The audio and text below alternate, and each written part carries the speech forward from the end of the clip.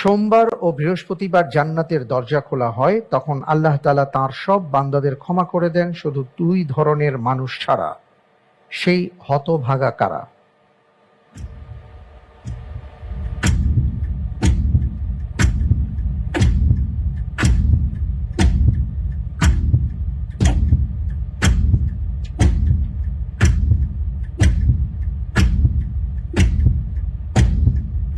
আলহামদুলিল্লাহ, এই প্রশ্নের উত্তর হিসেবে বলছি সে যেই দুই ধরনের মানুষকে আল্লাহ তাআলা তখন ক্ষমা করেন না, একজন হচ্ছে মুশরিকুন ওয়া মুশাহিনুন, যে শিরক করে, এবং অপর ব্যক্তি হচ্ছে যে তার ভাইয়ের প্রতি বিদ্বেষ রাখে। আচ্ছা, ফ্রিজ করে দিচ্ছি, ইনশাআল্লাহ। ফ্রিজ করা হোক।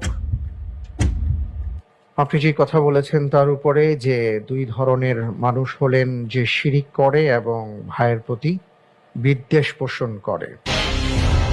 আপনি যে উত্তরটি দিয়েছেন, আপনার উত্তরটি সঠিক উত্তর। আলহামদুলিল্লাহ।